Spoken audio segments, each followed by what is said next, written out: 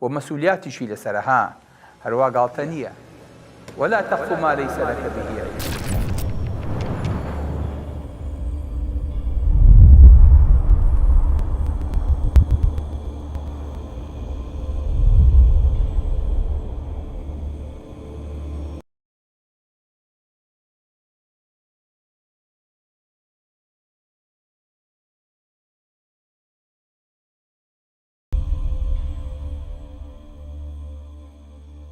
بسم الله الرحمن الرحيم. الحمد لله والصلاة والسلام على حبيبنا رسول الله وعلى آله وصحبه ومن والاه.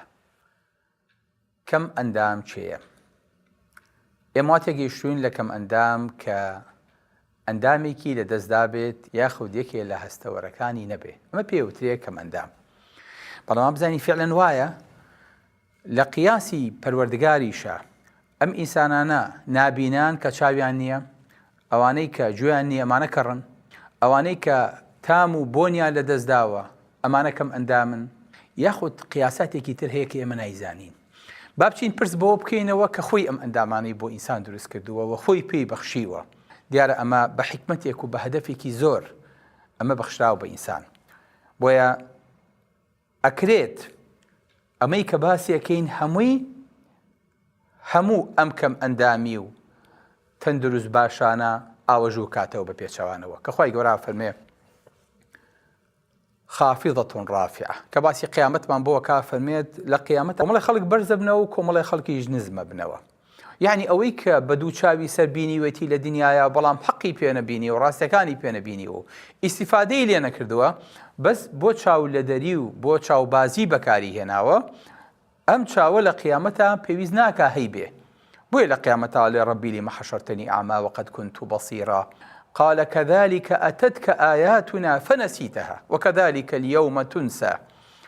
أو دو چاوي بيمان بخشي لدنيايا هيچ پێ نەکرد لە تاقیکردنەوەکەیە دەر نەچوویت، بۆیە ئەمڕۆ چاوەکانت پێ نابەخشرێتەوە، ئەمڕۆ تۆ لە بیرەکەیت چکە تۆ ئاەتەکانی ئێمەت لە بیر کرد، پشتگوێت خست، ئەمڕۆ تۆش پشتگوێ ئەخری، واتە نیعمەتەکەی خۆم بوو نادەمەوە، هیچی تیان نییە. بۆیە ئەم چاوانە کە لە دنیاە خەڵکێکە بینایی فەقیرە چاوی نییە، ئەی فەقیرە نابینێ، فەقیرە چاوی کەس بووە، فەقیرە دەسێگرن، ئەم چاوانە نابینانین. مادەم ئەمانە دڵیان ئاوەڵایە و دڵیان ئاوەدانە بە نووری خوا، بە زیکری خوا، لەگەڵ قورئان و لەگەڵ سوننەت و لەگەڵ فێرکردن و لەگەڵ دەعوەیە جۆرن، ئەمانە خەڵکێکن دڵیان ئەبینێ. بويا أخوي قورا فمي فإنها لا تعمى الأبصار ولكن تعمى القلوب التي في الصدور. أو شاوة كان نية كنابينا أبن أو دڵە كان كشوير بن أم دڵە كشوير بو هەرچی معلومات شاو جو شوێنەکانی تر بووی بەرێتەوە کە ئەمنی بینی معنای چییە؟ هیچ، کەواتە ئیسفادەی لێ نەکرد. بۆیە ئەمانە لە دنیاە بڵێ دوو چاوی گەشی جوانی زەقیان هەیە، بەڵام ئەم چاوانە بۆ خێربەکاری نانن. ئەم گوێیانە بۆ بیستنی حەق خەدانەیشتون ڕۆژە ئاوا بە دیار وتار و بە دیار قورئان و بە دیار زیکر و بە دیار مزگەوت و بە دیار خوتبە و بە دیار یادی پەروەردگارەوە دانیشن و چاویان ئاو بکە، لەبەرەوە نەچاویان ئەبزوێ نەجۆشیان ئەبزوێ، تەنها بەو بەیت و بالۆرە و بەو هەوایی خۆیان کە پێی یەشە نەکەن. بۆیە ئەم گوێیانە، ئەم چاوانە، ئەم بۆنانە بۆنی تاوان لە دووری ڕۆژەڕێیەکەوە کات، تاوان لە هەر شوێنێ بێ بۆی ئەچێ، لە باخە، لە ئوتێلە، لە شێلانە، لە مەسایفە، لە دەرەوەی وڵاتە، بۆنێکە بۆن بە دوایە ئەڕوات، ئەڵی ئالوودە بۆ نەخۆشیە، چێژ و دەعوەت و حرام لە هەر شوێنێ بێ ئەو سەریتیەکە. ئەمانە ناکرێ پێیان بڵۆی ئەندامەکانیان تەندروستە. خی گەورە کە باسی چێژ لەم ئەندامانە ئەکات، ئەفەرمێ ئینەما مەثەل الحەیاة الدنیا کەماء أنزلناه من السماء. ئێمە ئەم بارانە لە ئاسمانەوە ئەبارێنین، فاختلط به نبات الأرض. ئەو نەشونما و ئەو سەوزایە جوانە دەرەکا کە ئێوە ئیبینن شینە بێ، مما يأكل الناس والأنعام، ئەوەی کە خەڵک و ئاژەڵیش لێخوا. واتە ئەو ئەندامانەی کە تۆ بەکارێهێنی بۆ چێژ، ئاژەڵیش هەر بەکارێهێنێ، بەڵام ئاژەڵی ئیسفادەی لێکە، بەڵام خەڵکێکی ئیسفادەیان لێ ناکەن، تەنها ئەخوات، تەنها دەسەبا، تەنها پەلەکێشێ، تەنها ئەبیستێ، تەنها چاوە جێڕێ. ئەم ئەندامەی ئاژەڵ لە شتێکی بەسوودا بەسەر برا بەڵام ئەندامێک کە بم بەخشرا بوو بەم وردەکاریە کە خوای گەورە وەکو نیعمەتێک و مەسئولیاتیشی لەسەرها هەروە گاڵتە نییە ولا تخف ما ليس لك به علم إن السمع والبصر والفؤاد كل أولئك كان عنه مسؤولا پرسیارمان لەبارەی ئەمانەوە لێ ئەکرێ لە چیا بەکارت هێنا ئەوەی کە لە شوێنی خۆیان بەکاری نەهێنا بێ ئەوەی ئیسفادی لەم ئەندامانە نەکرد بێ ئەوەی خۆی لە ئاستی ئاژەڵ بەرزتر نەکرد بێتەوە ئەمە ئەبێ بە ماڵێکی قەڵب بەسەریەوە ئەڵێ خۆزگە هیچ ئەندامم نەبوایە خۆزگە هەر چوار پەلیشم مشک بواە بەس ئەم ڕۆژەم بە چاوی خۆم نەبینایە ئەو ڕۆژەشتیا کوێرە بۆیە أم تحسب أن أكثرهم يسمعون أو يعقلون إن هم إلا كالأنعام بل هم أضل سبيلا خوای گەورە فەرمێ ئەی محەممەد تۆ وازانیت ئەوانە چاویانە بینێ و ئەوانە عەقڵیان ئیشەکات لە کارایە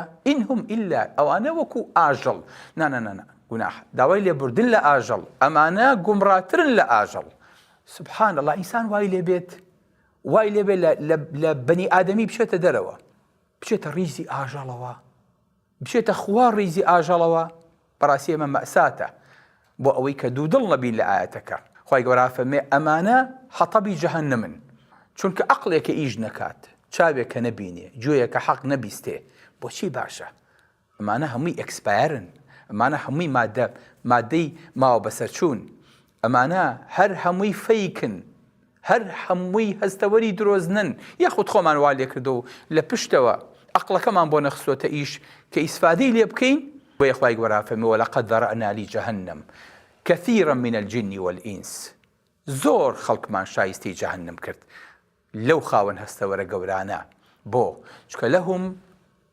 قلوب لا يفقهون بها دڵیان هەیە بەڵام پێی ژیر نابن ولهم أعين لا يبصرون بها ئەو چاوە چییە پێوەی نا پێی نابینن ولهم آذان لا يسمعون بها جۆشیان هەیە بەڵام بێگوێن گوێیەکانیان وەکو پێویست لە شوێنی خۆیان بەکار ناهێنن کەواتە ئەمە لێجێی نەبووە ئولائیکە کەلئەنعام دووبارە ئەمانە وەکو ئاژەڵوان بەل هم ئەضەل بۆ چکە ئولائیکە هم الغافلون ئەمانە بێ ئاگاکانن بۆیە ناکرێتەوە مێشک لەگەڵ ئەم ئەندامانەیە لەگەڵ ئەم هەستەوەرانەیە بەکار نەخەیت بڵێ خوایە گیان ما خەلەقتە هادا باتیلە نەک ئەو هەستەوەرانەی کە پێت داوم ئەو هەستەوەرانەی کە هەستی بە شتەکانی دەوروبەریشم پێەکەن واللهی ما خەلەقتە هادا ئەمەت بەگاڵتە دروست نەکردووە ئەمەت بۆ هەزل دروست نەکردووە ئەمە ڕۆژێک دێ پێچینەوە لە هەموو ئەمانە ئەکرێ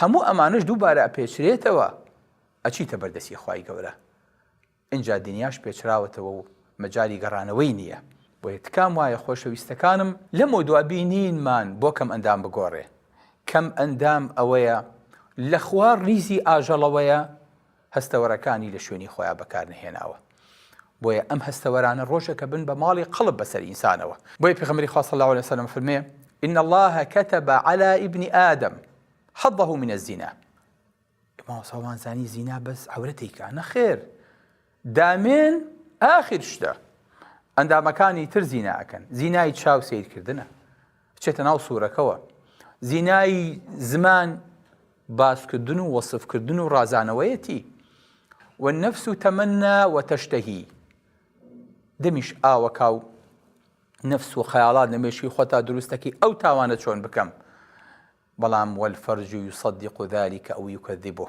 توای ئاخر جار دامێن بۆرێکە خراپەکەت کرد تاوانەکە لەسەر نووسرا بۆیە هەموو ئەم ئەندامانە شەڕیان هەیە تاوانیان هەیە بۆیە پێغەمبەری خوا صلی الله عليه وسلم پەنای ئەگر بەخوا لە شەڕی ئەمانە فەرموو اللهم إني أعوذ بك من شر چێ خەڵک شەڕی دراوسێ و شەڕی ڕەفیق و شەڕی خزم و شەڕی دژمن نەخێر فەرموو اللهم إني أعوذ بك من شر سمعي خوای گەورە پەنا ئەگرم بە تۆ لە شەڕی گوێکانم یعنی جۆ شەڕی هەیە بەڵێ ئەکرێ تووشێکا بڵێ ئەکرێ قوڕکا بەسەرتا بڵێ هەتا بناگوێی تێبنی ئەو قوڕا بۆ چکە ئەو قوڕەکی بۆ گرتوویتەوە بڵێ وە شەڕی بەسەری چاویشم پەنا ئەگرم بە تۆ لە شەڕی چاوم وە شەڕی قەلبی دڵیشم کام هێنێ و ئەم با و بە کەیفی خۆی لە هەموو بایەک شەنم پێیەکە وە شەڕی مەنیی ئاخر شتیش کە تاوانە گەورەکەکە پەنا ئەگرم بە تۆ لە شەڕی تۆوەکەم کە لە حرامێکا دای بنێم. الله سبحان الله مانە هەر هەمووی لەوانەیە لە دنیا شانازی پێوە بکەین. قووەتی وایە و هێزی وایە و ئەو نە زینای کردو و نە تاوانی کردو و نە نەزەری کردو و نەشتی جێڕاوتەوە ئەو نە وڵات گەڕاوە ئەو نە چێژی کردووە ئەو نە حرامی خواردەوە ئەو نە ویسکی و عەرەق و تلیاک و جگەرە و نێرگەلی خستۆتە سەردەمی.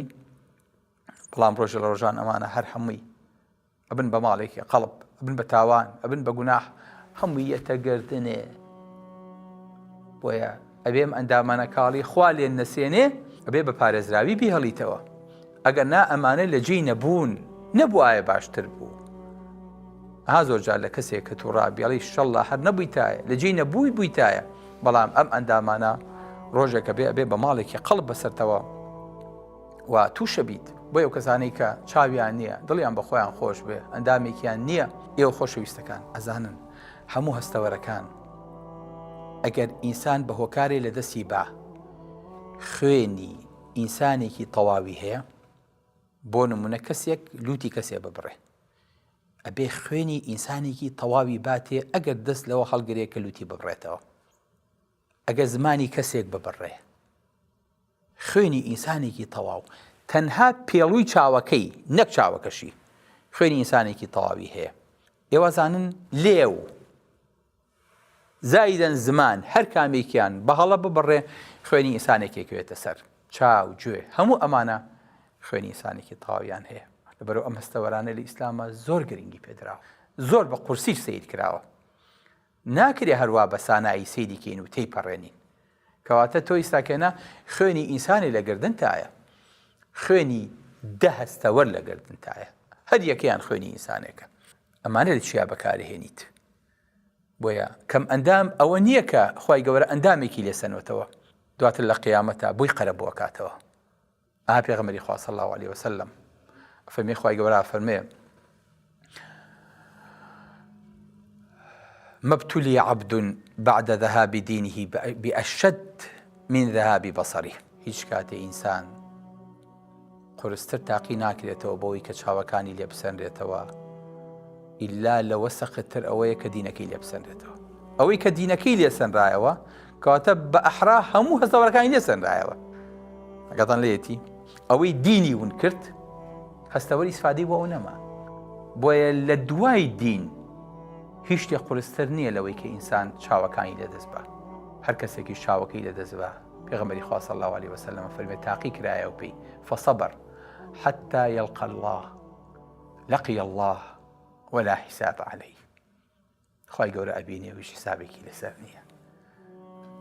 یعنی بە مجرەدەوەی کە چاوەکەی لێسەنرایەوە لە هەموو دەرزەکانی تریشە لە هەموو هەستەوەرەکانی تریشە بەرعافات کەوت. هیچ هەستەوەرێکی محاسبە ناکرێت بە شەرتێ سەبرگرێ لەسەری. بۆیە ئەمەندامانە زۆر بەنرخن، زۆر گەورن.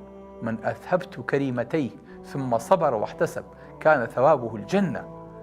هەر کەسێک بیلبیلی چاوەکانیم لێسەنەوە، چاوەکانیم لێسەندەوە، خەڵک بەزەییان پێ هاتەوە، لای من زۆر گەورەیە، بەڵام سەبری لەسەر گرتو حسابی کرد لەسەر خوا. فەرمی خوای گەورە دوو چاوەکەم لای تۆ بە ئەمانەت داناوە لە ڕۆژی قیامەتە بم دەرەوە. خوای گەورە فەرمێ هیچ پاداشتێکی تری نییە ئیلا باش نەبێ. بۆیە هەر کەسێک خوای گەورە دوو چاوەکەی لێسەنەوە بەڵام سەبری لەسەر گرتو لەسەر خوای حسێب کرد، تی خوای گەورە چاوەکانم بۆ تۆ لە مقابلا بەهەشتم بەرێ ئیلا خوای گەورە لە قیامەتە بەبێ حیسابی خاتە ناو بەهەشتەوە. ئەگاشتان لێ بێت دڵتان بۆ خۆش بێ کە ئەم ئەجر و پاداشتە تەنها بۆ مسلمانە. وەکو لە حەدیسی بوخاریە هاتووە فەرمێ ئین مەڕەض المؤمن يجعله الله له كفارة. هەر کاتێک مسلمان تووشی ناخۆشیەک و ناڕەحەتیەک و ئەندام لە دەستدانێک ئەبێت خوای گەورەی کا بە کەفارەتی گوناحەکانی. وإن مرض الفاجر كالبعير عقله أهله ثم أرسلوه فلا يدري لما عقل ولما أرسل. فەرمێت کەم ئەندامی ئینسانی بێدینیش وەکو حوشتێک وایە کە سوکارەکەی هەندێک ئازادی لێ سنەوەی بەستنەوە دوای بەرەڵایەکەن، نازانێ بۆچی بەستیانەوە، نازانێ بۆچی بەرەڵاشیان. بۆی خۆشەویستەکانم ناکرێ ئینسان هەستەوەرەکانی شت وەرگرن بەڵام ئەو پرۆسێسەری لە دواوە فلیمەکەی بۆ شواتەوە و تێگەێنێ و بۆی تەفسیرەکە و ئەی خاتە بەردەستی دڵ ئە لە ڕێنەیە خەلەلی هەبێ. بۆیە ئەوە کەم ئەندامە کە لێکدەرەوەی هەستەوەرەکانی لەدەستداوە. بۆیە ختم الله على قلوبهم وعلى سمعهم وعلى أبصارهم غشاوة، دڵ و چاو و گوێیان هەر هەمووی ختم کراوە و جارێکی تر ئەم وەرە ناکرێتەوە. بۆیە پەناگرین بەخوا کە لە دنیاە بەحساب تەندروست بین، بەڵام لە قیامەتا کەم ئەندام بین. السلام عليكم ورحمة الله وبركاته. بۆیە موسا لە قیامەتا کە زینەوە بێتەوە پێغەمبەری خوا صلی الله عليه وسلم فەرمێ ئەبینم موسا بە پای عەرشەوەیە، نازانم پێش من هەستاوەتەوە یان دوای من، چکە بۆ ئەم پانیکەی ئەم ساعیقەی کە لە دنیاە توش بووە ئەبێ بەقەرە بووی ئەوەی کە لە قیامەتا ڕوەتە.